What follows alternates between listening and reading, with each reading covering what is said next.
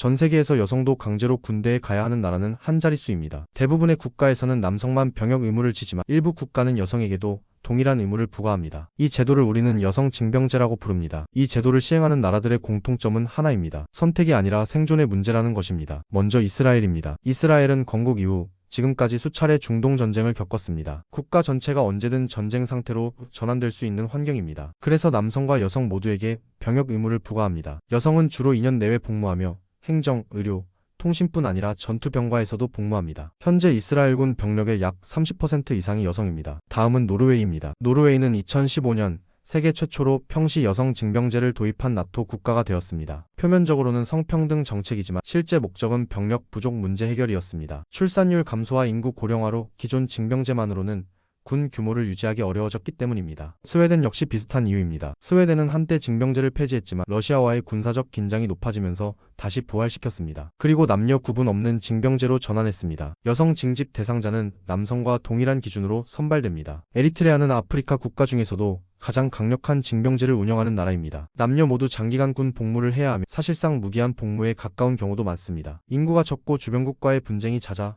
여성까지 동원하지 않으면 군 유지가 불가능합니다. 북한 역시 여성에게 병역 의무를 부과하는 국가입니다. 여성은 약 5년에서 7년 정도 복무하는 것으로 알려져 있습니다. 북한군 전체 병력 중 약 20% 이상이 여성으로 추정됩니다. 행정, 의료, 통신뿐 아니라 일부 전투부대에도 배치됩니다. 이 나라들의 공통점은 명확합니다. 항상 전쟁 가능성을 염두에 둬야 하는 국가라는 점입니다. 또 하나의 공통점은 인구 규모가 크지 않다는 것입니다. 병력을 확보하기 위해 여성까지 포함시키는 선택을 할 수밖에 없습니다. 그렇다면 여성 징병제를 도입하면 군 전투력은 실제로 올라갈까요? 이에 대한 평가는 국가마다 다릅니다. 이스라엘의 경우 여성 병력이 군 운영에 큰 기여를 하고 있다는 평가가 많습니다. 반면 체력 기준, 임무 배치 문제로 논쟁도 지속되고 있습니다. 찬성 측은 말합니다. 현대전은 체력보다 기술과 장비가 더 중요하며 여성도 충분히 전투력을 발휘할 수 있다고 주장합니다. 반대 측은 말합니다. 생물학적 차이는 분명 존재하며 동일 기준 적용은 오히려 효율을 떨어뜨릴 수 있다고 봅니다. 그렇다면 한국은 어떨까요? 현재 대한민국은 여성 징병제를 시행하지 않습니다. 한국군 여군 비율은 약 8에서 9% 수준입니다. 대부분이 부사관과 장교이며